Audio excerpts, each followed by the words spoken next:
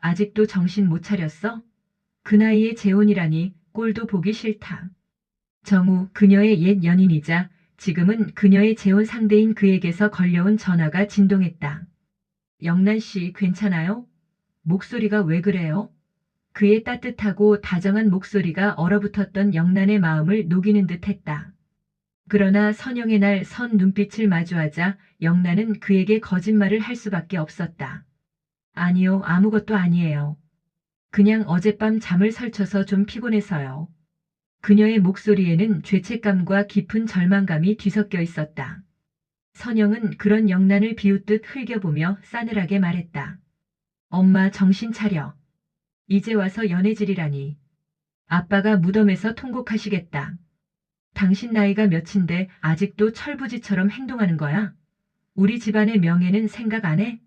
영란은 아무런 대꾸도 할 수 없었다. 그녀는 그저 남편의 유품 속에서 발견한 낡은 편지 한 장을 꽉 쥐었다. 그 편지 속에는 남편이 살아생전 숨겨왔던 그녀에 대한 미안함과 알 수 없는 죄책감 그리고 이해할 수 없는 배신감이 뒤섞여 있었다. 40년 동안 그녀가 믿어왔던 모든 것이 한순간에 흔들리는 듯했다. 그녀는 그 편지를 통해 남편의 이중적인 삶의 단편을 엿본 것 같은 불길한 예감을 지울 수 없었다. 영상 보기 전 구독, 좋아요, 알람 설정을 눌러주세요.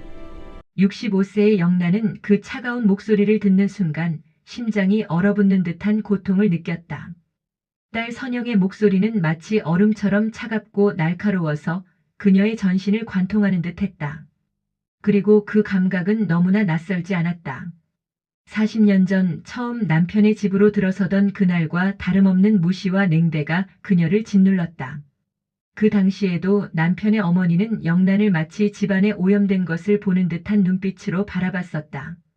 이런 게 우리 아들 며느리라고. 그 말을 듣던 날의 상처가 다시금 살아나는 것 같았다. 재혼은커녕 황혼에 찾아온 짧은 연애조차도 죄가 되는 세상인 듯했다. 영란은 정우와의 관계가 단순한 노년의 우정이라고 생각했다. 오랜 시간 동안 깊은 관계를 유지해온 옛 연인이었지만 지난 40년 동안 그들은 각자의 삶을 살아왔다. 남편을 잃고 1년이 지난 지금 정우는 영란의 외로움을 달래주는 따뜻한 손길이었을 뿐이다. 하지만 세상의 눈은 그렇지 않았다. 특히 선영의 눈은 엄마, 정신 차려. 이제 와서 연애질이라니. 선영의 말은 칼날처럼 날카로웠다. 남편이 죽은 지 정확히 1년하고 3개월. 선영은 영란의 삶에 사사건건 간섭하며 통제하려 들었다. 엄마가 혼자라는 것이 불안했던 것인가? 아니면 아버지의 유산을 두고 뭔가 다른 의도가 있었던 것인가? 영란은 알 수 없었다. 딸은 어느 순간부터 자신을 보호자라고 생각했던 것 같았다. 심지어 자신을 통제의 대상으로 생각하기 시작했다. 아빠가 무덤에서 통곡하시겠다. 당신 나이가 몇인데 아직도 철부지처럼 행동하는 거야? 우리 집안의 명예는 생각 안 해? 선영의 목소리는 점점 커졌다. 마치 영란이 어린아이인 것처럼, 아니 마치 영란이 죄인인 것처럼. 영란은 조용히 한숨을 내쉬었다. 더 이상 싸우고 싶지 않았다. 그녀는 늙어 있었고 피곤했다. 인생이 이렇게 끝나가는데 남은 시간마저 갈등과 타박으로 가득 채우고 싶지 않았다. 그래서 그녀는 아무런 대꾸도 하지 않기로 결심했다. 남편의 유품 정리를 하던 중 영란은 낡은 일기장 한 권을 발견했다. 그리고 그 일기장 사이에 끼워진 오래된 사진들. 사진 속에는 젊은 시절의 영란과 그녀의 남편 그리고 정체를 알 수 없는 젊은 여인의 모습도 희미하게 담겨 있었다. 영란의 손이 순간 떨렸다. 그것은 단순한 기념사진이 아니었다. 그 사진 속 남편의 표정 그리고 그 여인을 향한 그의 시선은 뭔가 다름을 강하게 암시하고 있었다. 영란은 그 사진 속 여인의 얼굴을 한참 동안 응시했다. 어디선가 본 듯한 얼굴. 하지만 명확하게 떠오르지 않는 얼굴. 그 사진은 마치 의도적으로 희미하게 찍혀 있는 것처럼 보였다. 혹은 오랜 세월이 그렇게 만들어버렸는가. 무언가 알 수 없는 불길한 예감이 그녀의 가슴을 짓눌렀다. 그것은 마치 어두운 지하실의 문이 천천히 열리는 것 같은 느낌이었다. 무엇이 그 안에 들어있는지는 모르지만 그 문을 열어선 안 될 것 같은 예감. 하지만 동시에 알아야 할 것 같은 강한 충동. 영란은 그 일기장을 조심스럽게 펼쳐들었다. 첫 페이지부터 남편의 글씨가 보였다. 그의 글씨는 여전히 낯설었다. 40년 동안 함께 살았지만 그가 이렇게 많이 글을 남길 줄은 몰랐다. 혹은 그녀가 모를 수도 있었다. 너무 많은 것들을 모르고 있었을 수도 있었다. 그 순간 휴대폰이 울렸다. 정우에게서 걸려온 전화였다. 영란은 한순간 순수한 기쁨을 느꼈다. 그 따뜻한 목소리가 그리워졌다. 영란 씨 괜찮아요? 목소리가 왜 그래요? 정우의 목소리는 상냥하고 다정했다. 오랜 시간 동안 사회생활을 해온 그는 사람의 감정을 읽는 일에 능했다. 영란의 목소리에 담긴 슬픔을 단번에 알아챘을 것이다. 그 따뜻한 목소리가 얼어붙었던 영란의 마음을 녹이는 듯했다. 그녀는 한순간 모든 것을 내려놓고 싶었다. 이 남자에게 기대어 울고 싶었다. 지난 40년의 모든 것을 털어놓고 싶었다. 하지만 그러지 못했다. 선영의 날 선 눈빛이 그녀의 등 뒤에서 쏟아지고 있었기 때문이다. 딸은 영란의 표정을 지켜보고 있었다. 마치 그녀를 감시하는 감옥 경비원처럼. 아니요, 아무것도 아니에요. 그냥 어젯밤 잠을 설쳐서 좀 피곤해서요. 영란의 말은 거짓이었다. 그녀는 거짓말을 하고 있었고 그것을 알고 있었다. 그녀의 목소리에는 죄책감과 깊은 절망감이 뒤섞여 있었다. 정우는 그것을 분명히 느꼈을 것이다. 그렇군요. 그럼 푹 쉬시고 괜찮으시면 내일 함께 차를 마시지 않을까요? 정우의 제안은 명백히 선이었다. 그는 영란의 외로움을 달래고 싶었다. 하지만 선영이 끼어들었다. 엄마, 누구에게서 전화해요? 영란은 전화를 끊기로 결심했다. 정우 씨 미안해요. 나중에 다시 연락드릴게요. 그녀의 목소리는 떨리고 있었다. 전화를 끊은 후 영란은 다시 그 일기장에 시선을 돌렸다. 선영은 영란의 행동을 계속 지켜보고 있었다. 엄마 뭐 하는 거야? 아빠 물건들은 다 처리하기로 했잖아. 그냥 추억이 담긴 물건들을 보는 거야. 추억? 좋은 추억만 있다면 모를까 아빠는 엄마에게 충분히 잘했잖아.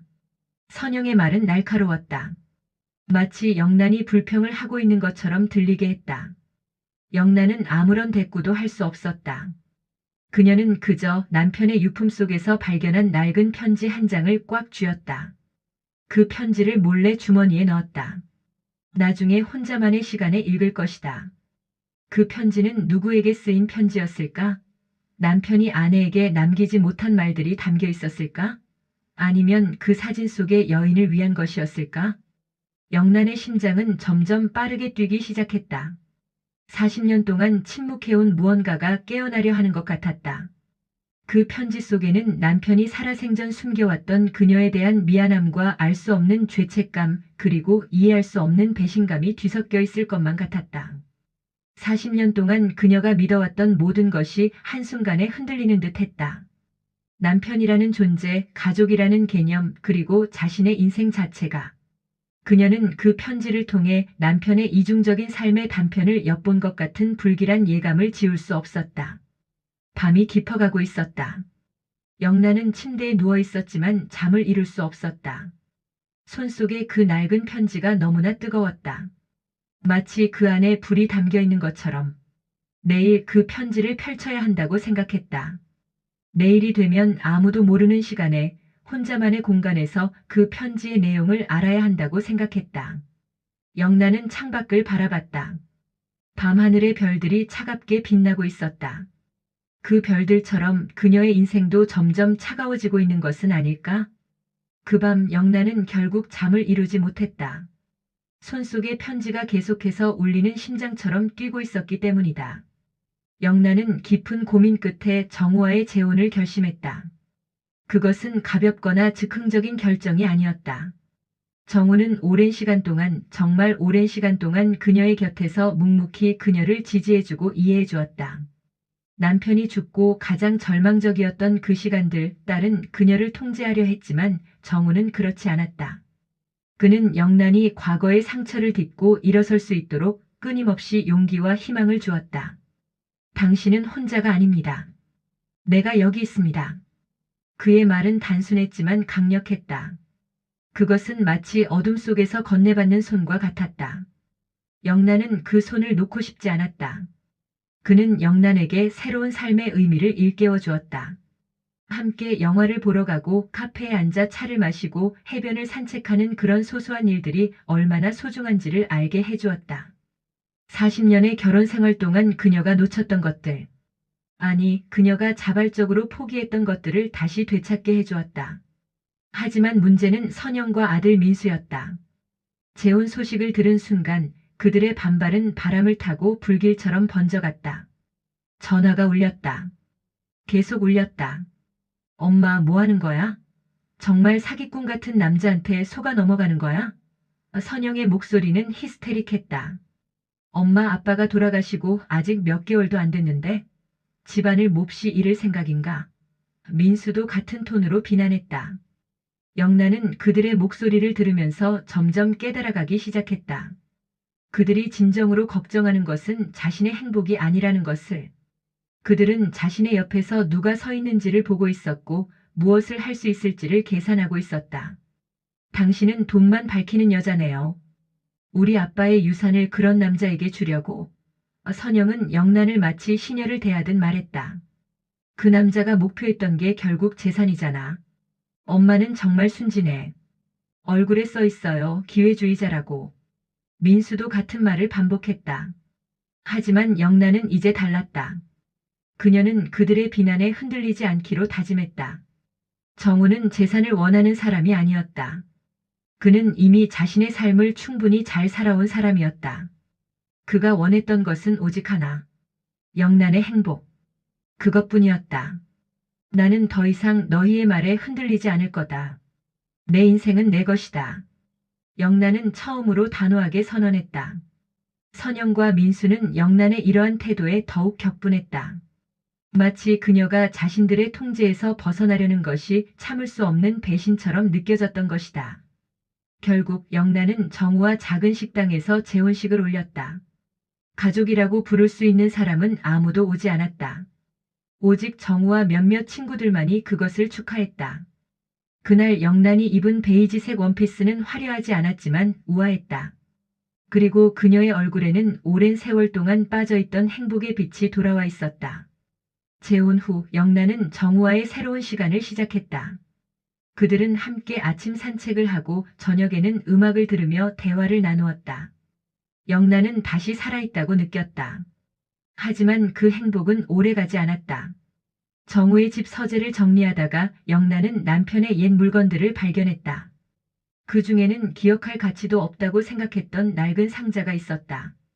그 상자를 열어본 순간 영란의 모든 것이 멈춰버렸다. 그 상자 안에는 남편의 일기장이 있었다. 그리고 그 일기장 페이지마다 적혀있던 것들은 영란의 손이 떨렸다. 그 일기장에는 남편과 그의 비서 사이에 은밀하고 부적절한 관계가 있었음을 암시하는 내용이 상세하게 담겨 있었다. 날짜별로, 장소별로, 마치 일종의 기록처럼. 1995년 5월 15일. 그녀를 만났다. 미연. 아름다운 이름이다. 아름다운 사람이다. 1996년 3월 22일. 우리는 더 이상 일반적인 상사와 부하 직원이 아니다. 하지만 아무도 알아서는 안 된다. 특히 아내에게는. 2003년 10월 8일. 딸 선영의 친구라는 것이 더욱 자극적이다. 나는 나쁜 사람인가? 아마도. 영란은 읽을수록 움직일 수 없었다. 한 문장 한 문장이 마치 칼로 찔리는 것 같았다. 그리고 그 칼은 갈수록 더 깊게, 더 아프게 박혀들었다. 그리고 그 비서의 이름은 바로. 영란은 일기장 뒤쪽에 끼워진 사진을 발견했다. 그 사진 속의 여인. 젊고 아름다운 그 얼굴은 너무나 익숙했다. 미연이? 그녀는 깨달았다. 미연은 선영의 친구였다. 아니, 선영이 고등학교 때부터 가장 친하게 지내던 친구였다. 영란은 미연을 친딸처럼 아끼고 보살폈다. 미연이 대학에 갈 때도 영란이 도와주었고 취직할 때도 격려해 주었다. 미연이 남편의 회사에 입사했을 때도 영란은 그것을 축하했었다. 좋은 일자리를 얻었네. 너를 위해 기도할게. 그 기도는 무엇이었나? 영란은 천천히 모든 것을 깨달기 시작했다. 40년의 결혼 생활 동안 남편은 자신을 속이고 있었다. 바로 자신의 눈앞에서 자신의 딸의 가장 친한 친구와 함께. 그것도 수십 년을 말이다. 영란의 몸이 흔들렸다. 마치 땅이 발 아래에서 사라지는 것 같은 느낌. 그녀는 의자에 앉으려고 했지만 무릎에 힘이 빠져 있었다. 결국 바닥에 앉아버렸다. 그녀의 삶 전체가 거짓으로 뒤덮인 듯한 극심한 배신감과 모멸감에 몸서리쳤다. 내가 뭐 했길래. 영란은 중얼거렸다. 그녀는 좋은 아내였다. 아니, 그렇게 믿어왔다. 남편의 모든 요구를 들었고 그의 모든 비위를 맞춰주었고 그의 모든 비밀을 지켜주었다. 남편의 회사 파티에 갈 때도 완벽한 아내의 역할을 했다. 아름다운 옷을 입고 적절한 말을 하고 남편의 팔짱을 끼고 서 있었다. 그리고 그 모든 시간, 그 모든 순간 속에서 남편은 다른 여자와. 영란은 손에 쥐고 있던 일기장을 내려놓았다. 그리고 그 옆에 나뒹굴고 있던 사진들을 모았다. 사진 속에 그녀는 젊고 순수했으며 남편을 진심으로 사랑했고 믿었다. 웨딩 사진 속의 그 신혼부부. 그들의 표정은 행복해 보였다. 남편의 눈빛도 그녀의 미소도. 하지만 그것은 모두 거짓이었다. 그 믿음이, 그 사랑이, 그 행복이 산산조각 나는 순간이었다. 영란은 그 모든 참혹한 진실을 정우에게 털어놓았다. 밤 10시쯤 그녀는 정우를 응접실로 부르고 일기장을 내밀었다. 정우는 한 페이지, 두 페이지를 넘기면서 얼굴이 점점 어두워졌다. 그는 영란의 아픔을 즉시 이해했다. 말이 필요 없었다. 당신의 남편은 정말 비겁한 사람이었군요. 정우의 목소리는 낮고 침착했다.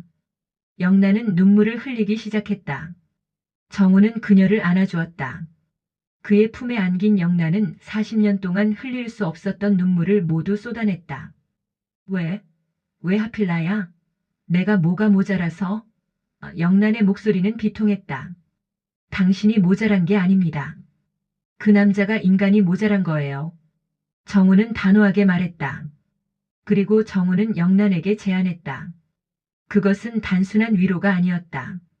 그것은 정의를 추구하는 것이었다. 영란 씨, 이제는 영란 씨 자신을 위해 살아요. 그동안 억눌렸던 삶을 이제는 당당하게 펼쳐야 합니다. 당신은 충분히 그럴 자격이 있어요.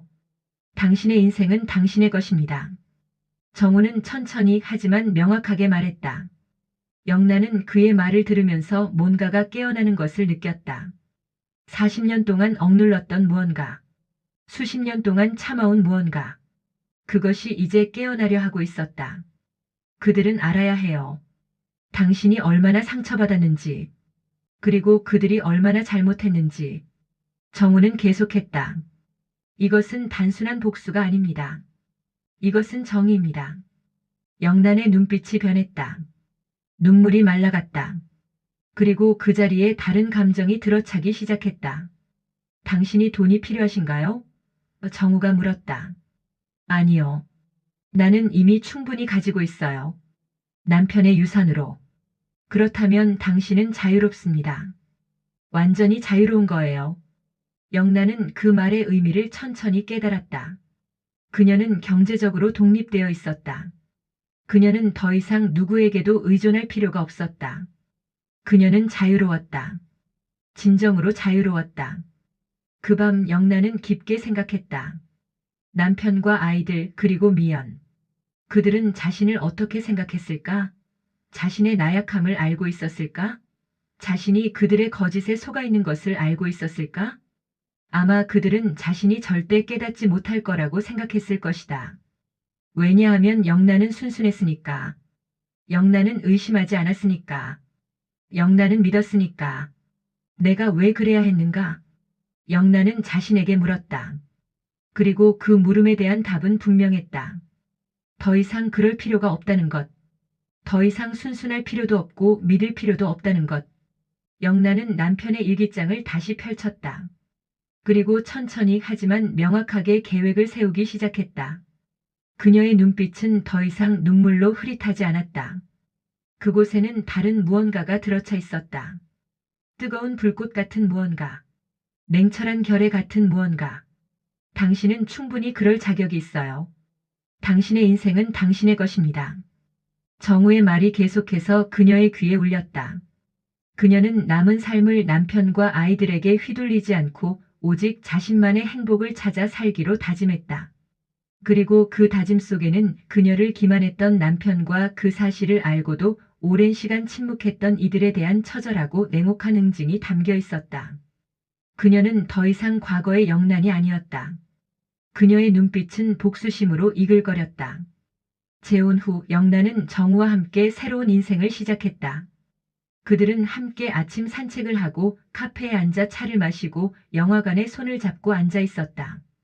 영란의 얼굴에는 오랜 시간 빠져있던 행복의 빛이 되돌아와 있었다. 하지만 그 행복은 매번 누군가에 의해 파괴되곤 했다. 선영과 민수는 영란의 새로운 행복을 인정하려 들지 않았다. 마치 그것이 배신인 것처럼 혹은 죄악인 것처럼 대하려 했다. 그들은 영란의 삶을 깎아내리며 자신들의 우월함을 과시하려 했다. 엄마, 정말 이래? 선영이 카페에서 정우와 손을 잡고 있는 영란을 봤을 때 그녀의 목소리는 비아냥거림으로 가득했다. 그 나이에 주책 좀 그만 부려. 취해 보여. 동네 사람들이 다 손가락질해. 영란은 당신의 딸이 자신을 바라보는 그 눈빛을 견디기 힘들었다. 혐오와 경멸이 뒤섞인 그 눈빛. 엄마가 정말 우리 엄마 맞아? 선영은 계속했다. 마치 영란이 낯선 사람인 것처럼 혹은 부끄러운 존재인 것처럼 말했다. 민수도 다르지 않았다. 엄마 아빠 돌아가신 지 얼마나 됐는데 벌써 이러고 있어? 그의 말에는 윤리적 우월성이 가득 차 있었다. 마치 자신만이 도덕적으로 올바른 사람이라는 듯이. 그들의 언행은 점차 도를 넘어섰다. 영란이 정우와 함께 웃고 있으면 그들은 그것을 비웃었다. 영란이 새로운 옷을 입고 나타나면 그들은 그것을 비판했다. 영란이 행복해 보이면 그들은 그것을 모욕했다. 영란은 그들의 말에 깊은 상처를 받았다. 자신의 자녀들로부터 받는 상처만큼 아픈 것이 있을까? 그들의 말은 단순한 비난이 아니었다. 그것은 자신의 존재 자체를 부정하는 것 같았다. 엄마는 그냥 집에만 있는 게 맞아. 밖에 나돌아다니니까 이 모양이지. 선영은 자신의 언니 같은 어조로 말했다. 정말 엄마가 우리를 생각하기는 하는 거야? 민수는 피해자인 척했다. 하지만 그럼에도 불구하고 영란은 정우의 따뜻한 위로와 굳건한 지지 덕분에 견뎌낼 수 있었다. 정우는 매번 영란을 안아주곤 했다. 영란 씨, 그들의 말은 들을 필요 없습니다. 당신은 충분히 행복할 자격이 있어요. 정우는 영란에게 자존감을 심어주었다. 그는 영란이 자신의 가치를 깨닫도록 끊임없이 도왔다. 그는 영란에게 말했다. 당신은 아름답습니다. 당신은 지혜롭습니다. 당신은 강합니다. 그리고 당신은 사랑받을 자격이 있습니다. 그 말 한마디 한마디가 영란의 마음속에 깊이 새겨졌다. 정우는 영란의 그림자 같은 존재가 되어주었다. 그는 언제나 그녀의 곁에 있었고 그녀를 비추고 그녀를 지탱해 주었다. 하지만 모든 것이 극도로 악화된 날이 있었다. 그것은 평범한 월요일 오후였다. 영란과 정우는 방금 카페에서 돌아온 참이었다. 영란의 손에는 정우가 사주기로 한 새로운 스카프가 들려 있었다. 연한 파란색의 그것은 영란의 얼굴을 더욱 밝게 만들었다. 그때 강압적인 초인종 소리가 울렸다. 영란이 문을 열자 선영이 마치 폭풍처럼 들어섰다. 그녀의 표정은 분노로 가득 차 있었다. 선영아, 뭐 하는 거야? 미리 연락도 없이. 영란이 말하려 했지만 선영은 그녀를 밀쳐냈다. 엄마 설명해봐. 아빠 통장에서 얼마나 빼갔어? 어디 썼어? 그 남자한테 다 줬어? 선영의 목소리는 히스테릭했다. 뭐라고 하는 거야? 너 지금. 영란은 당황했다. 이건 재산 횡령이야. 아빠 유산을 함부로 쓰는 거고 그 사기꾼한테 넘겨주는 거 아니야? 선영은 영란의 침실로 들어가더니 드로우를 열기 시작했다. 통장이랑 서류 어디 있어? 다 꺼내. 영란은 선영의 무례하고 폭력적인 행동에 분노했다. 이것은 너무했다. 이것은 침입이었고 폭력이었고 모욕이었다. 선영아, 이건 너무했어. 영란의 목소리는 떨렸다. 너무했다고? 엄마가 우리 아빠 재산을 펑펑 낭비하고 있는데? 선영은 한 손으로 영란의 팔을 잡아당겼다. 정우가 이 광경을 보고 빠르게 움직였다. 선영님, 이건 절대 받아줄 수 없습니다. 이것은 타인의 집에 무단으로 침입하는 것입니다. 선영은 정우를 무시했다. 당신은 말하지 마세요. 이건 가족 일이고 당신은 남남이에요. 당신의 어머니는 제 아내입니다. 그리고 이것은 어머니의 집입니다. 당신은 여기서 나가셔야 합니다. 정우의 목소리는 낮았지만 단호했다. 영란은 자신의 목소리를 찾으려 노력했다. 그녀는 깊숨을 쉬었다. 그리고 천천히 하지만 명확하게 말했다. 선영아, 나는 내 아빠의 재산을 탐낸 적 없어. 내가 쓰는 것은 내 돈이야. 그리고 이건 내 인생이야. 내가 이래라 저래라 할 권리 없어. 당장 이 집에서 나가. 영란의 목소리 속에는 지금까지 40년 동안 억눌렸던 무언가가 터져 나오고 있었다. 선영은 영란의 단호한 말에 더욱 격분했다. 그녀의 얼굴이 붉어졌다. 정신 나간 노망난 할망구. 이제는 막말까지 하네. 선영은 고래고래 소리쳤다. 그 순간 영란의 마음속에 무언가가 끊어졌다. 그것은 마치 오래된 사슬이 부러지는 소리였다. 모든 것이 한순간에 명확해졌다.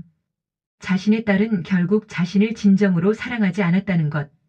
자신의 딸은 자신을 수단으로만 생각했다는 것. 그리고 자신이 더 이상 그것을 견딜 수 없다는 것. 영란은 선영의 폭언에 깊은 상처를 받았다. 눈물이 흐르려고 했다. 하지만 그 눈물은 흐르지 않았다. 대신 그것은 다른 감정으로 변했다. 그녀는 속으로 단단히 다짐했다. 이제 더 이상 너희에게 휘둘리지 않을 거야. 내가 너희의 진짜 모습을 보여줄 것이다. 그 생각이 그녀를 관통했을 때 그녀의 눈빛이 변했다. 눈물 대신 그곳에는 다른 무언가가 들어차기 시작했다. 이 집에서 나가. 영란은 낮은 목소리로 말했다. 그 목소리에는 거부의 여지가 없었다. 선영이 더 이상 말할 것이 없었는지 그녀는 중얼거리며 나가버렸다. 하지만 가기 전에 마지막으로 한마디를 더했다. 엄마, 나중에 후회할 거야. 정말로. 영란은 선영의 등을 바라봤다. 그 뒷모습은 너무나 낯설었다. 자신이 낳고 기른 딸이 맞는지 의심스러울 정도로. 선영이 나간 후 정우는 영란을 안아주었다. 영란은 그의 품에 안겨 조용히 울었다. 하지만 그것은 슬픔의 눈물이 아니었다. 그것은 분노와 결의의 눈물이었다. 영란 씨, 상처받지 말아요. 그들이 영란 씨의 행복을 질투하고 있는 겁니다. 그들의 어리석음일 뿐이에요. 정우의 목소리는 따뜻하고 진심 어린 것이었다. 정우는 영란의 옆에서 선영의 무례하고 비상식적인 행동을 묵묵히 지켜보았다.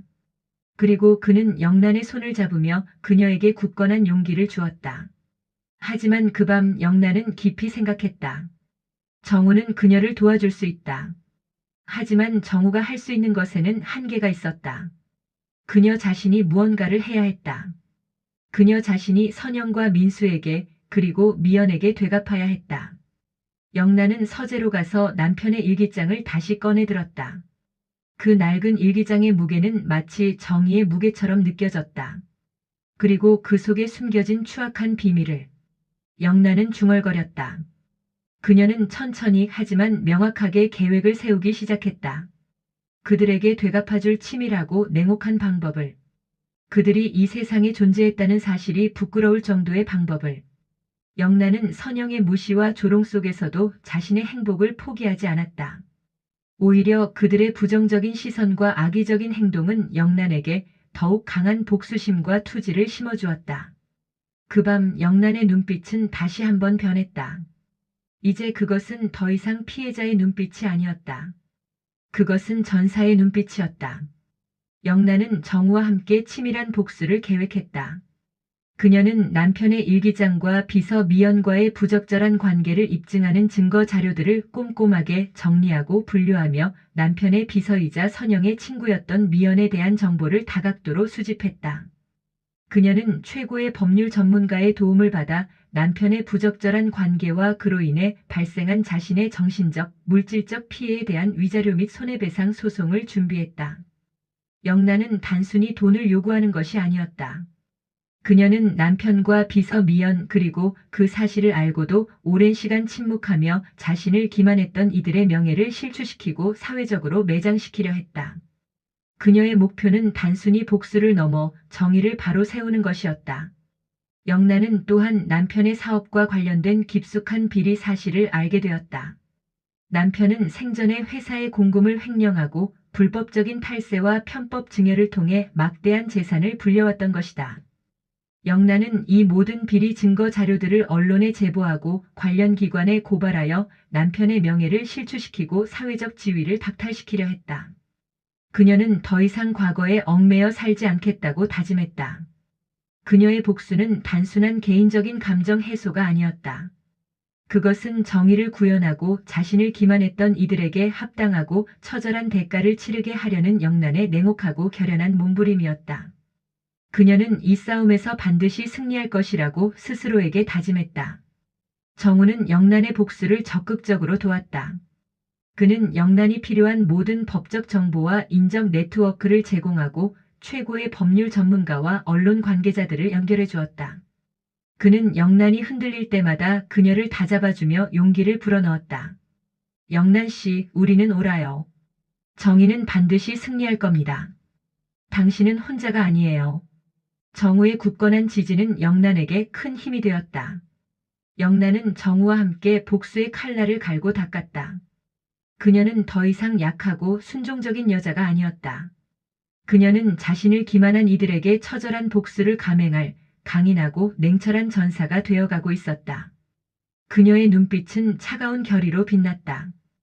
영란의 복수 계획은 착실하고 치밀하게 진행되고 있었다. 그러나 예상치 못한 치명적인 변수가 발생했다. 정우가 갑자기 쓰러진 것이다. 그는 영란과의 데이트 도중 갑작스러운 통증을 호소하며 쓰러졌고 급히 병원으로 이송되었다. 병원에서 내려진 진단은 급성 심근경색이었다. 영란은 충격에 휩싸였다. 그녀의 유일한 지지자이자 복수의 동반자였던 정우가 쓰러지자 영란은 모든 것을 잃은 듯한 깊은 절망감에 빠졌다. 그녀의 복수심은 한순간에 사라지고 오직 정우에 대한 걱정만이 그녀의 마음을 가득 채웠다. 정우는 다행히 수술 후 의식을 회복했지만 그의 건강은 급격히 악화되었다. 그는 영란에게 복수를 포기하고 남은 시간을 자신과 함께 행복하게 보내달라고 애절하게 부탁했다. 영란 씨, 이제 모든 것을 잊고 우리 둘만의 행복을 찾아요. 복수심에 사로잡혀 당신의 남은 소중한 삶을 낭비하지 마세요. 저는 당신이 행복하길 진심으로 바랍니다. 정우의 진심 어린 부탁에 영란은 깊이 갈등했다. 그녀는 복수를 통해 얻고자 했던 것이 무엇이었는지 다시 한번 깊이 생각하게 되었다. 그녀는 과연 복수가 자신에게 진정한 행복을 가져다 줄 수 있을까 하는 의문을 품었다. 영란은 정우의 병실 침대 곁에 앉아 밤새도록 고민하고 또 고민했다. 그녀는 복수가 자신에게 진정한 행복을 가져다 줄 수 있을지 의문을 품었다. 복수를 통해 얻을 수 있는 것은 일시적인 통쾌함뿐 근본적인 평화와 행복은 아니라는 것을 깨달았다. 그녀는 정우와의 사랑과 행복이 복수보다 훨씬 더 소중하고 가치 있다는 것을 깨달았다. 그녀의 마음속에 자리 잡았던 복수심은 점차 사랑과 자비심으로 변해갔다. 영란은 복수 계획을 전면 수정하기로 결정했다. 그녀는 남편의 비리 사실을 폭로하는 대신 남편의 이름을 건 자선재단을 설립하기로 했다. 그리고 그 재단을 통해 남편이 저지른 잘못을 속죄하고 사회에 환원하기로 결심했다. 이것이 진정한 복수이자 속죄라고 그녀는 믿었다. 영란은 정우의 부탁과 자신의 깊은 깨달음으로 인해 복수를 포기하고 새로운 삶을 시작하려 했다. 그러나 그녀의 결심은 선영과 민수의 더욱 거세진 반대에 부딪혔다. 그들은 영란이 자선재단을 설립하는 것을 명백한 재산 횡령으로 간주하고 법적 소송을 제기하겠다고 협박했다. 그들은 영란이 남편의 재산을 다른 용도로 사용하는 것을 절대로 용납할 수 없다고 주장했다. 그들은 마치 재산을 자신들의 소유물인 양 착각하고 있었다. 정우는 병상에 누워 영란을 응원했지만 그의 몸은 영란을 직접적으로 도와줄 수 없는 나약한 상태였다. 영란은 홀로 선영과 민수의 악랄한 공격을 상대해야 했다. 그녀는 최고의 법률 전문가의 도움을 받아 자신을 변호하고 자선재단 설립의 정당성을 강력하게 주장했다. 그녀는 남편의 유언장을 공개하고 남편이 생전에 사회 환원에 대한 의지를 여러 차례 밝혔음을 명백한 증거로 제시했다. 그러나 선영과 민수는 영란의 주장을 묵살하고 오직 재산에 대한 탐욕스러운 욕심만을 드러냈다. 그들은 영란을 철저히 불신하고 비난했다. 영란은 선영과 민수의 끊임없는 방해 공작과 악의적인 비난 속에서도 굴하지 않았다. 그녀는 자신의 신념을 지키기 위해 고군분투했다. 그녀는 정우와의 사랑을 지키고 자신의 삶을 행복하게 가꿔나가기 위해 모든 어려움과 고통을 감수했다. 그녀는 이 모든 과정이 자신을 더욱 강하고 단단하게 만들고 있다고 생각했다. 그녀는 더 이상 과거의 상처에 얽매이지 않고 새로운 삶을 향해 당당하게 나아가기 위한 용기와 지혜를 얻었다. 그녀는 정우와의 사랑을 통해 진정한 행복과 삶의 의미를 찾고 싶었다. 이 싸움은 그녀에게 또 다른 성장의 기회가 되었다.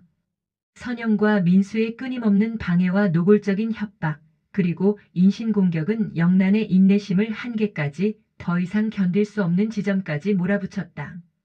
결국 영란에 참아왔던 분노는 폭발하고 말았다. 그녀는 더 이상 그들의 무례하고 탐욕스러운 행동을 한순간도 참을 수 없었다.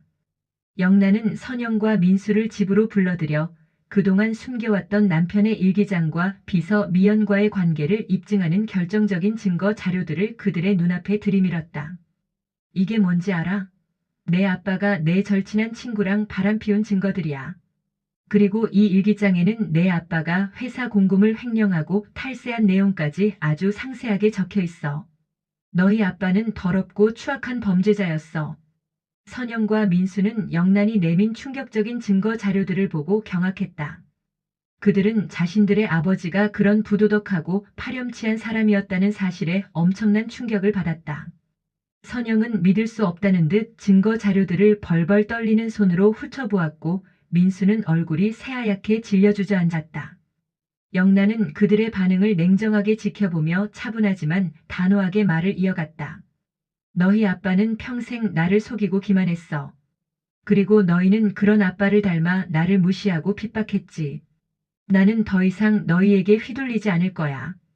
이제부터는 나 자신을 위해 그리고 정우 씨를 위해 살 거야. 너희는 이제 내 인생에서 사라져. 영란의 말은 선영과 민수의 심장을 칼날처럼 관통했다. 그들은 자신들이 저지른 잘못을 깨닫고 영란에게 무릎을 꿇고 용서를 구했다. 그러나 영란의 분노는 쉽게 가라앉지 않았다. 그녀는 그들에게 그동안 자신에게 저질렀던 모든 만행과 모욕에 대한 처절한 책임을 물었다. 그녀는 그들에게 진심 어린 사과와 깊은 반성을 요구했다. 그녀는 더 이상 약하고 순종적인 어머니가 아니었다. 그녀는 자신을 기만했던 남편과 그를 닮아 자신을 무시했던 아이들에게 처절하고 냉혹한 응징을 가할 준비가 완벽하게 되어 있었다. 그녀의 눈빛은 복수의 화신 같았다. 영란은 선영과 민수에게 남편의 모든 추악한 비리 사실과 불륜 사실을 세상에 폭로하겠다고 최후 통첩을 선언했다. 그녀는 언론과 사정기관에 모든 증거 자료를 넘겨 남편의 명예를 완전히 실추시키고 사회적 지위를 영원히 박탈시키려 했다. 선영과 민수는 영란의 강력하고 냉혹한 경고에 무릎을 꿇었다. 그들은 자신들의 아버지의 추악한 진실이 세상에 알려지는 것을 막기 위해 영란에게 매달렸다. 엄마, 제발 저희 아빠를 용서해 주세요. 저희가 정말 잘못했어요. 시키는 대로 다 할게요. 제발. 그들의 목소리에는 간절함과 두려움이 뒤섞여 있었다. 영란은 그들에게 한 가지 단호한 조건을 제시했다. 남편의 재산 중 상당 부분, 약 80% 이상을 자선재단에 기부하고 남은 재산은 모두 영란에게 위임한다는 조건이었다. 또한 선영과 민수는 영란에게 진심으로 사과하고 앞으로는 영란의 삶에 일절 간섭하지 않겠다는 약속을 해야 했다. 선영과 민수는 영란의 조건을 받아들일 수밖에 없었다. 그들은 자신들의 아버지의 명예를 지키기 위해 그리고 자신들의 사회적 이미지와 앞날을 위해 영란의 요구를 따랐다. 영란은 그들에게 과거의 잘못을 진심으로 반성하고 새로운 삶을 성실하게 살 것을 촉구했다. 그녀의 복수는 완벽하게 성공했다. 영란의 복수는 성공적이었다. 남편의 명예는 실추되었고 선영과 민수는 자신들의 잘못을 깊이 반성하며 새로운 삶을 시작했다. 영란은 자선재단을 설립하여 사회에 기여하고 정우와 함께 행복한 노년의 삶을 즐겼다. 그녀는 더 이상 과거의 상처와 아픔에 얽매이지 않았다. 그녀는 자신을 기만했던 이들에게 처절한 복수를 감행하고 자신만의 진정한 행복을 찾아 당당하게 살아갔다. 그녀의 복수는 단순히 개인적인 감정 해소가 아니었다. 그것은 자신을 위한 정의의 실현이자 새로운 삶의 시작을 알리는 웅장한 서곡이었다. 그녀는 자신의 삶의 주인이 되었다.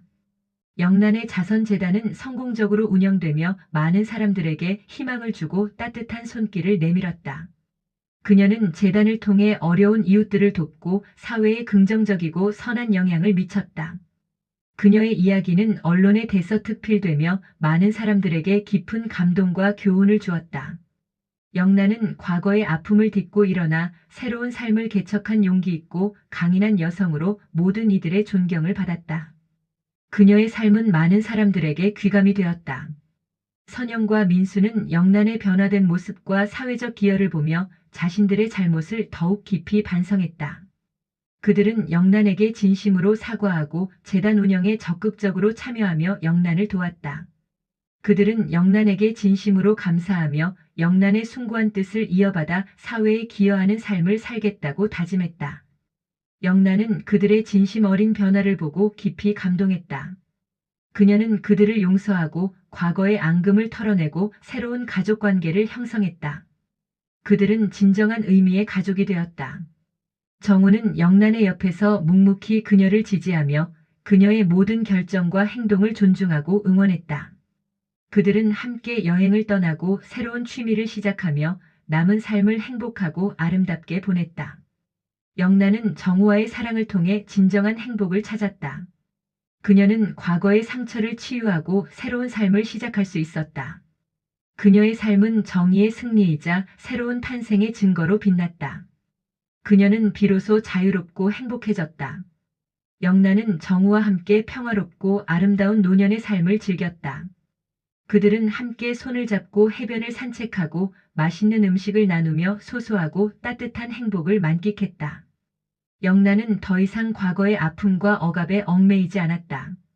그녀는 정우와의 변함없는 사랑을 통해 새로운 삶을 찾았고 자신만의 행복을 스스로 만들어갔다. 그녀의 삶은 마치 고치 속에서 나온 나비처럼 아름답게 변모했고 찬란하게 빛났다.